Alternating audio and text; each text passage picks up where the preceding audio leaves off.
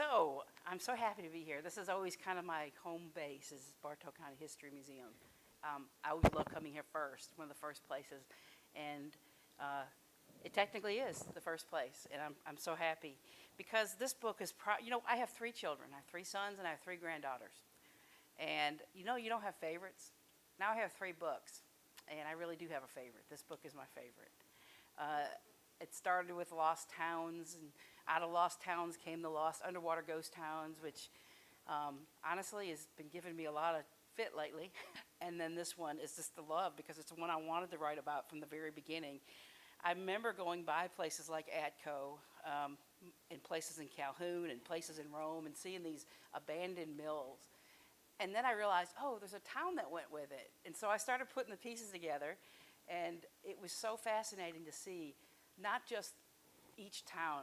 And I have a picture. Let me go ahead and I'll get back to that one. But that's the map I made of all the different mill towns in North Georgia. The way I wrote it was, it had to have a mill town, and it had to have been part of the mill era, the textile mill era, which I'll talk about next.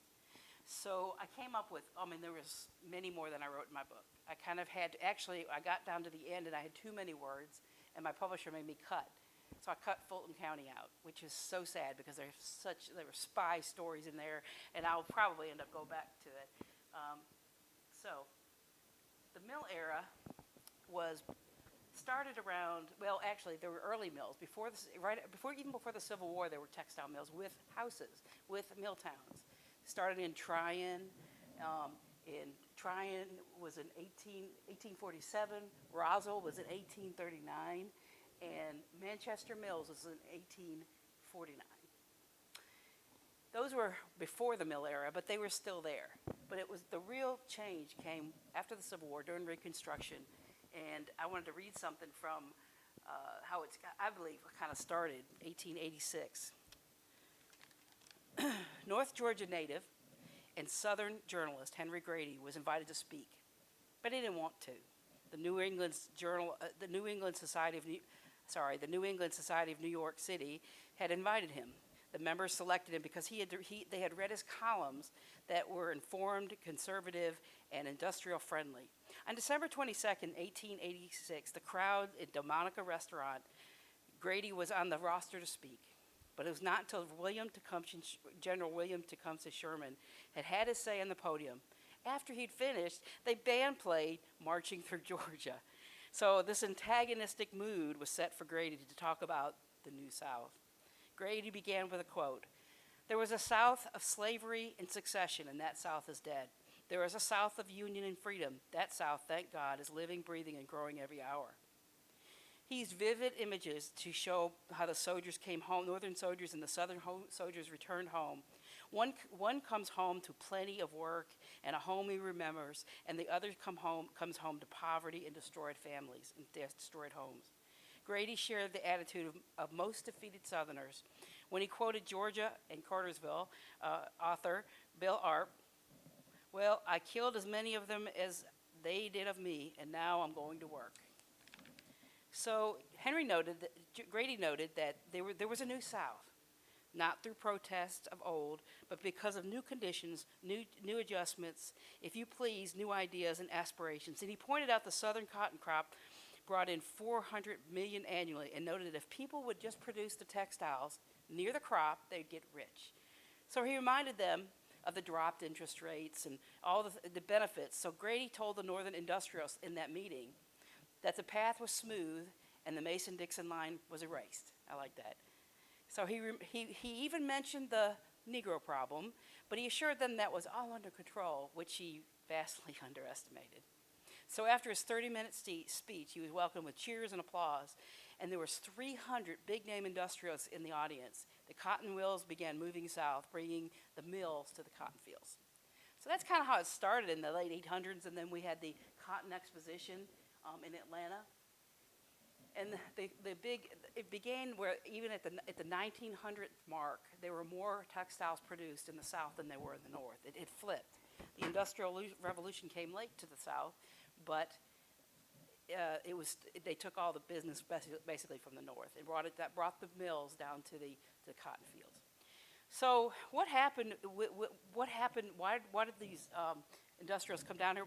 We saw the reason, but what happened was these mill owners needed workers, and they needed workers that were cheap. So what they did was created a home and an environment for them to live in and work in, and kind of control a little bit. And some historians call it paternalism. And paternalism is like they controlled your life, basically. So what happened was the agricultural movement, agriculture was failing in Georgia. If you look at old images of Georgia, I'm shocked when I see it. You know, we think of Georgia as plush, trees and hills. It was a mud hole because they had so poorly farmed the land. So the prices were falling, the agriculture was falling, people were just not making it on the farms. So here comes these industrialists, and they start these mills, and they offer them a brand new home, a brand new start. They offer them a house with actually indoor running water at some cases, not bathrooms, they still had them outside then, but electricity, a place to live, and that was part of their pay. But the thing was, with all that free stuff became paternalism, where they controlled every aspect of their life in the end. So they came in, and this is true pretty much for the whole textile North Georgia area. Even Atco, they had rules in the town, in the little town. You had to keep your house a certain way, or they would paint them for you. You bought things at the store, and the store was kind of, I don't want to say rigged, but you know, the money right back to the company. The schools, they developed schools there, and I had a quote from Joe Frank Harris, who went to Atco school. It said, his hands were, I kind of took it from the newspaper in 1988 when he was governor. His hands were shaking and his eyes darted around the room. This was not like Governor Joe Frank Harris. In 1988, he was accosted by the press and he was angry. The newspaper article suggested that his Quality of Basic Education Act would not be funded because of a budget shortage. He was passionate about the plan to improve education for all Georgia children. He called the report a lie, and he said he would not dismantle this plan because it is a child of this administration, and it was birthed in this administration. The reporter interviewed Governor Harris in private. He interviewed him in private and noticed a strong reaction to this piece of legislation. Do you feel your own early education, the reporter's asking for Harris, do you feel your own early education was adequate? The governor had settled down and answered quietly a simple no. And he explained the issue. Certainly I think that we can improve. I know that my own education, I had a good education, as good an education as could be afforded during the time period. But I realized I had shortcomings, maybe because the education could have been helped. I struggled every day trying to deal with it. I came from the old Atco Goodyear cotton mill village. In the first 5 years of the school, the textile mill was in the village. So he was saying that he felt like he had an inadequate education because he went to the mill schools. And I just thought that was interesting. I had never read that in anything about him or about the schools, because they just said, well, there was a school. So we know that it was a little inadequate. And a little inadequate. So they had everything, patriotism, and it was like, I watched this old video called The Uprising of 1934. I think it was Uprising of 34. It was a really good video. And they would say stuff like, you know, Daddy took care of us, meaning the mill owners. And that's what it was, their attitude was patriotism, paternalism. Daddy took care of us. But then something happened, and Daddy refused to take care of him anymore. But for the Milltown era, he did. So that's the paternalism.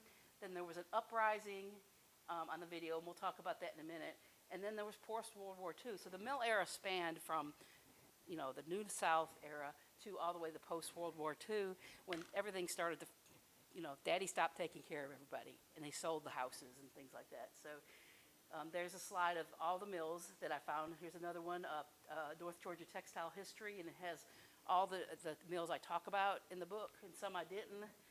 Like I said, I had to cut out the Atlanta, but here's some videos. I wish y'all could see that. Here's some pictures of the mill, life in the mill towns. So there's some, I kind of grouped them. I don't have every single mill I talked about, but of course Atco is one of the first ones I talked about. So I have some pictures of that. I'm just going to scan through those, the mill town. And it's so interesting that it's still there. And the houses, maybe need a little work, but they're still there. And I love to see, and I've noticed real strange things happen since the mill era is over. Either they've kept the towns, a lot of landlords own them and they don't really keep up the property, or they're redoing it all. And I noticed in Lindale, at the Massachusetts Mill, I actually met the people that own the mill, and they want to buy some of the houses and turn it into a bed and breakfast. But they're going to build a bed and breakfast and make it kind of an event area, and I just think that is so exciting. So many different things happen to the mills. Like, it's sad, I've lived in Cartersville since 1997, and I've watched the mill just kind of melt away, in Atco. And just, I didn't know what it was at first, and now that I know, it's so sad. So I took pictures, as many as I could, while it still has anything, and I wonder what's going to happen to it in the future. But you go to some towns and they've taken their mills and they've turned them into lofts or event places. So like Canton just took the old first mill. They have 2 mills in Canton, same company, but they had 2 separate mills. One of them became lofts a long time ago. And I remember thinking when I saw that, what's that? I don't understand that. Now I do, because it was one of those things you just saw, the lofts. The other mill just recently became like a Reformation brewery, I think it's what it's called, and they've made it a shopping and dining place. I went to high school in Dalton, so I love to see that Dalton Crown Mills has turned into lofts, and now they've also added some more venues to it. Atlanta, they're doing that with a lot of the mills. A lot of the mills do not exist. Roswell Mill is completely gone, and so is Whittier Mills. And I'm so glad that there's places left. I work in Calhoun, so went by this place for years and didn't have no idea that it was a mill, the New Echota Mills. And I remember seeing the houses over there long time ago, I'm thinking, wow, that place is a dump, and found out recently that was the mill town and nobody's taking care of it. I have pictures in there, so I'm just going to flip through some of these slides. Thanks to Trey, he gave me access to the Wingfoot clan, the life. It tells you so much about the life in the community if you read those in the archives here at the Bartow History Museum. I learned so much. And part of the reason, one of the things I did want to say about mill life, because of the era we're in right now, there were the African Americans that were not part of the mill. They had a job, but they were the terrible jobs that nobody else wanted to do. Like, one of the jobs up at Tryon was emptying the dookie cart.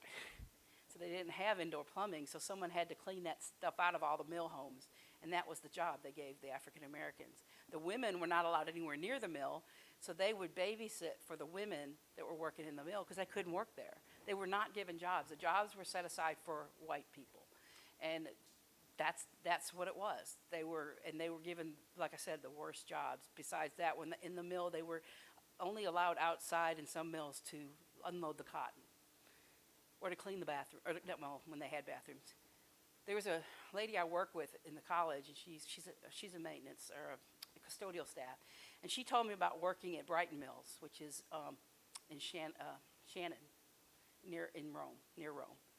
And she said one day when she was working in the 70s, there was this one place that just had this cups. It's kind of like a place for cups, but nothing else. And she said, "What is that there for?" And her husband told her, because he had worked there, he said that's where only the black people could drink. They weren't allowed to go to the water fountain, so they gave them cups to go somewhere else to get drinks or whatever. So, it still lingered into the 70s, some of that, even though things changed. So the life in the mills was really all about paternalism. I went to Crown Gardens, and they have an amazing Crown Mills, and I think he still call it Crown Gardens, but it's the old Crown Mills office, and they still have that, all their old books. I have pictures of them. They have records, and they're just stuck in they called it a vault. There was actually a vault, and I wouldn't have understood any of that. I'm not a forensic, researcher, but if you wanted to know anything about the economics of the time, which was not in my scope, you could go into those records. They're just sitting there, out there. They're not even being preserved. They're just out there in stacks. Old newspapers. But it's really great that they saved the old office. Houses that they moved into were, some of them were just kind of thrown together shacks. and then some of them very nice. In Rome, Celanese still has the brick houses, and they're beautiful houses. And you know, I mean, you could move into them now and not even know. Chicopee up in Gainesville is a huge, you know, Hall County and Beaufort and all those areas up there, tons of carpet up there. I have several mills that I talked about. And Chicopee was the most interesting because it was a little bit different from all the others. Chicopee was started by Johnson & Johnson right before right before World War I. So when World War I happened, they really exploded with, they did gauze and those kind of things. But Johnson, the man that started, I forget his name, but Johnson, he was so about sanitation and cleanliness that he had rules. They had a book that they had to go by. And those houses are still here to this day. A friend of mine, son just bought one of those houses. And I want to go up there and take a tour because they were so built out, so designed, and they had designers come in and build those houses, that it was, the streets were laid out perfectly. They didn't want it to look like a mill town. They wanted it to look like a community. So there were some that really designed these mill houses to last and to be quality, but they had rules. I was reading a transcript from Lindale Mill, the captain, they called him. He was the paternal ruler of Lindale for years. And he got involved in like a kind of a government investigation with Fulton Bag Company, because they were in kind of cahoots and helping each other out with employees. Because Fulton Bag Company, which I wish I could have wrote in my book, was really, really, really a bad place to work. And the government came in, stepped in, and started doing investigation. This place was so bad to work, they had spies. They paid employees to spy on each other to see if they were going to form unions. And of course, if they formed a union and if they started rebelling against their daddy, they were kicked out of their house and ceremoniously their stuff. That's where the African Americans came in, and they threw all their stuff in the yard and in the street. So Fulton Bag was a really kind of tough place. So the guy at Ray, and it was a chemical, and you can read it in my book because I don't remember the name, but it was a chemical that they used at the time in bathrooms to keep things clean. He sprayed the whole community down. He said there's not a fly to be seen in Lindale. And I thought, oh my goodness, and all the cancer that came with it. So they were really taking control of everything. And that's a good thing. And Lindale was like a huge, amazing place. And so was Atco. They had all kinds of stuff going on. You could get, you know, sports equipment and baseball teams. And that's another whole section of my book of the baseball teams. And I'll know if you're from Bartow County about Rudy York. But you might not know that Brighton supervisors, about 10 of them, got together and gave part of their salary up to recruit Rudy York to their mill baseball team. And they were, but he didn't go. And it was very competitive, very, very competitive. And it was a very interesting thing to look at, how they didn't, if they're going to work in the mill. I mean, if they're going to play baseball, they had to work in the mill, so they'd give them like really easy jobs, like painting the houses or something, so they didn't actually have to work. And on game day, they didn't work at all; they just kind of hung around. So it was really a lot of control by the mill. And again, that's where that paternalism comes in, that they wanted to take care of them. Because why do you think they would want to take care of them? Because they didn't want them to go anywhere else. There was tons of competition. There was a man named, I write about him a lot, I would call him the wrinkled boy. And when I started looking into his history, he went from Lindale. He was one of the pitchers that are in the archives, the National Archives. But he was one of those children that worked at 8 years old in the mill, and we'll talk about that in a minute.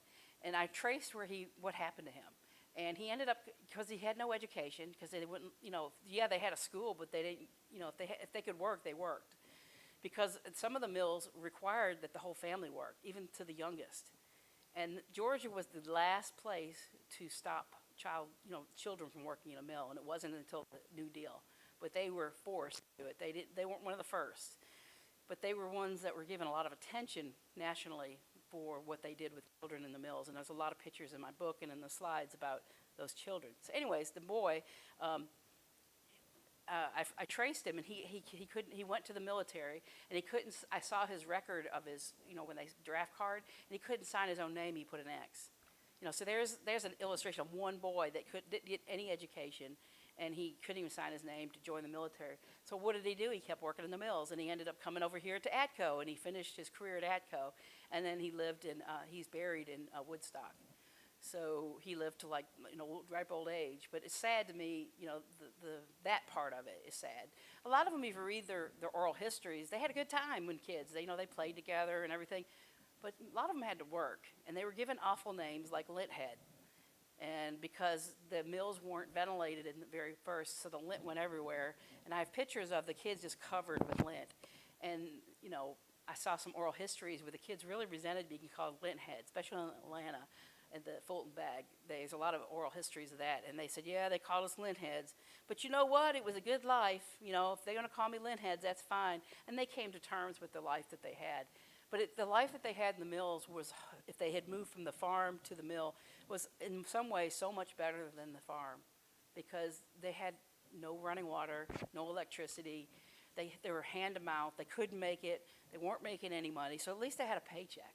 And then if they had their kids working, they had even more paycheck.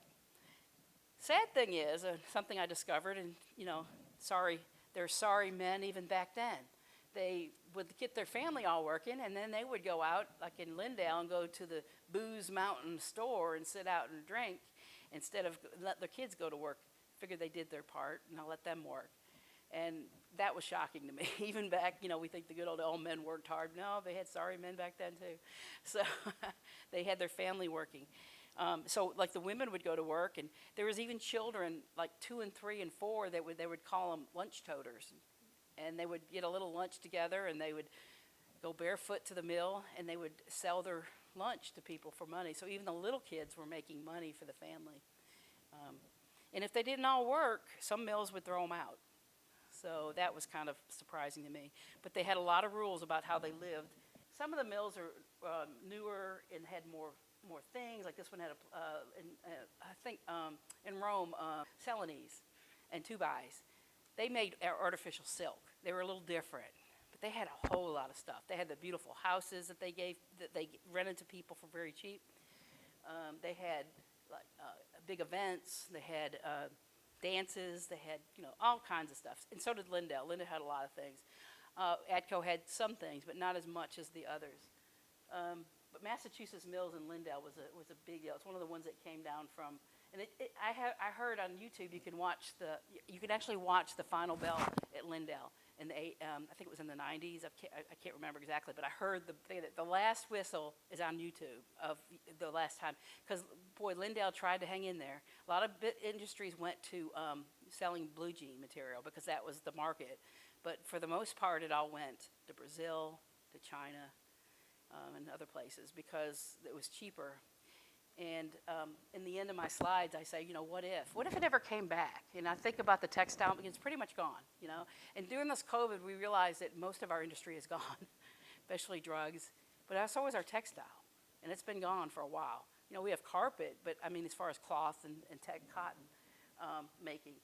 So it's gone because of the economy and the market and the trade, and I don't understand all that stuff. But I always wonder, I think, here we are trying to get back some of our industry. I wonder if textile will come back, And I think in a little ways we are, because we're all wearing masks, and all these companies are making masks now. I have a section here called The Children of the Mills, and I talked about it a little bit. There was a man named Lewis Hine in the 1900s, and he'd go around the country and take pictures of children working in unsafe places, which was common. They worked up in the canneries, they worked in the coal mines, they worked everywhere. But he really focused on, and for some reason he really focused on Georgia with the mills. He went down to Lindale and he took tons of pictures of the children working in the mills covered with lint in dangerous situations. Because the mill floor was not a safe place. It was full of grease and oil, spit, tobacco juice. It was nasty. And here are these children, barefooted for the most part, climbing up on machines, putting bobbins in and, doing all those things, dangerous things. And he came down and he tricked his way into a lot of those mills, okay? He pretended like he was an insurance guy taking pictures. They didn't know he was working for a government committee for children labor laws to get evidence.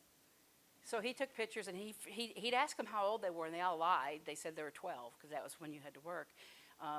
And the little boy I'm talking about that went from, I call him the wrinkled boy, well, he went from from Lindale to Atco, he said he was 12 and he was 8. And how he figured out how old they were is he wore a vest. And how far they went up on his vest, he could figure out how old they were. Now, it's not accurate, but he also went in and kind of weaseled his way into the HR office, I don't know what they called it then, and looked at the insurance papers and found out how old these people really were, which they had a lot of, especially in Georgia, they got away with it. So in 1914, I believe it was, they went back to Washington with these pictures, and there's several posters in here, propaganda against child labor laws.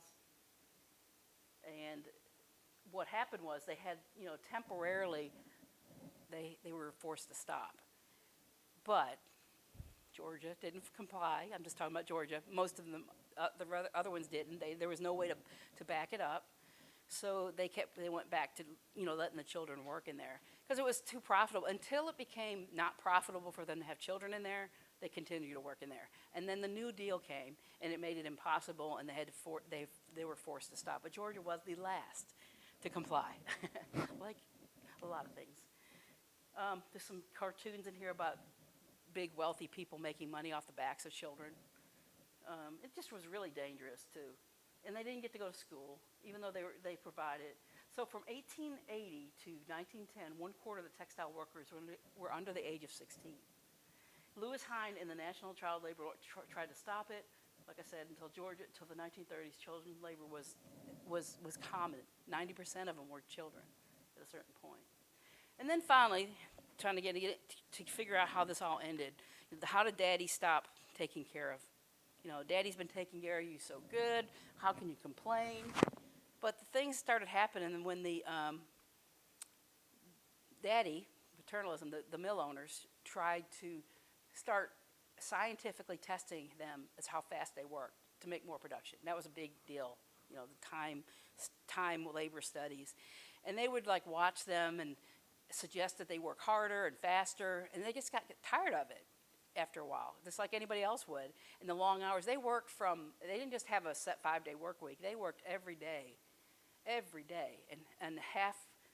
it got down to be a half a day on Saturday, but most of the time they worked 6-7 days a week. Maybe not Sunday because they were more concerned about church, and they did have churches, by the way. It was another way that they were able to keep the people off the farm. They had to keep them there because they built a church community for them, and that was a way of controlling. In Dalton, if you had a problem with alcohol in the community, you would be thrown out of the community. So there's a lot of strict rules about those type of things. So they tried to keep it in control, but they worked hard. The people got tired of it. So I remember in Dalton, studying the Dalton and how they started organizing. They did it in secret. They would do it at night. They'd sneak out of the community and they would start organizing. And like I said, Atlanta, the mill down in Atlanta was so, they had spies. Pinkerton was spying on the people in the mill, telling them, and had listening devices in rooms, and to make sure, because they were trying to unionize. But the New Deal gave them the permission to do that. And the New Deal supported that so that they were stronger at that point. So as they started unionizing, and then World War II happened, and most of the men left, and the women were working in it. When they came back, they didn't want to work in the mill anymore. They had better opportunities. And so what they did is started selling the houses. They would sell them to the people living in there, and then they would just sell them to anybody, which ended up being landlords who didn't take care of the property in most cases. So the community kind of to break down, even though, as people say to this day, that they still, like people at Atco, still live together. There's people that still have a community, and not so much in Dalton because the Crown Mill has kind of really gone down, but in some areas that there's a community. In Gainesville, there's a community.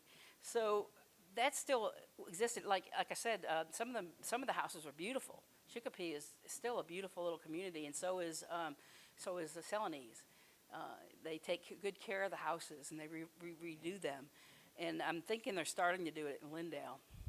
So Daddy started, saying, okay, if you want to rebel against me, you just go your own way. And they stopped giving them all those services, and things changed. And that's kind of how it happened. And then in the 60s and 70s, the markets changed, and it's so much cheaper to send it because of our government, letting them sell it, going overseas, out of the country. it was so much cheaper for them to send it off to do. Some people blame it on the unions. I was raised in New York, in Western New York, and everybody was a big fight about why the auto industry died because of unions.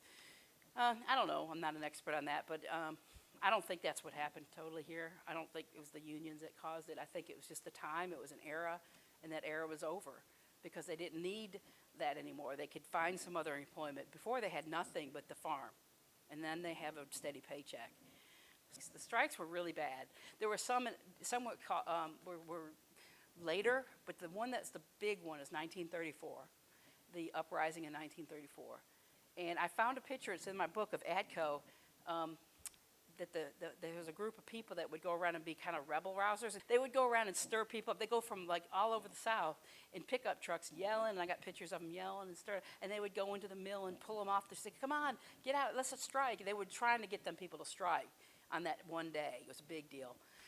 And it really got violent because the plant owners didn't want that. They didn't want to lose their workers, and they wanted them to go away, these troublemakers. So like place in Canton, this was hilarious when I read this. The mill owner put a machine gun on the top of the building in Calhoun and started shooting at anybody that came by was trying to stir up. They called them the Flying Squadron, and they would go around and stir up things, And it happened in Atco. There was I have a picture of them at the Flying Squadron in the front of Atco. And I don't think anybody was killed. I think some people were hurt. But the big place people were killed were in Tryon. It was in Tryon. And I have pictures of them. And there was like 9 people killed, I believe. I may have got that number wrong. But they were killed because they were fighting against the police from coming in and, all that. So there were people killed because of the strikes in the South. So once that was over, there were other strikes. I have pictures of a mill in Greenville, which another town I really wanted to write about was the Mary Lila Mill in Greene County. And they had a lot of strikes and a lot of pictures for their strikes. I don't think they were violent, but they were very well organized by the 50s. What was interesting to me, I have a picture of women being arrested and put in a former concentration camp because of the strikes. They called out Eugene Talmadge called out the National Guard. And he said he wasn't going to do it, but he did it. And he had these women and children arrested and put in concentration camps because they were protesting. They were. It's funny how history repeats itself, isn't it?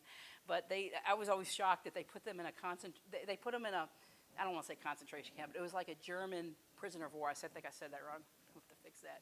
Prisoner of war camp. They were put in there, and there's pictures of them laughing and joking around with so I don't think it was real serious, but it's just that the fact that they arrested people for protesting, and most of them weren't being violent. It was just that Talmadge wanted to calm it down. So the paternalistic era, the mill era ended because of strikes, because of market, because of, just ended because it was over. And there's times in history that things are just over.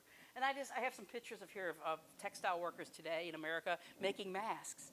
And I thought, wonder what would happen. What if? I always wonder what if. What if it came back? My introduction, I talk about my grandmother who lived, I never met her, but she lived in a mill town. It wasn't a mill town, it was a company town. She lived in Camden, New Jersey. It was called Yorktown, and they made ships. It was a shipyard village, and they lived, and it was a I didn't know this, but it was a high-income family. I thought that all mill towns were kind of lower, but it wasn't up there. And I never met my grandmother, but I learned a lot about her in the mill village, the mill towns, the company town lifestyle by getting into this because, my father had a really strong work ethic, and I know where he gets it from, and I do too, and I admire people that work hard, and I'd love to see our country become industrial again, because we do things good. We do things well, except for an English teacher.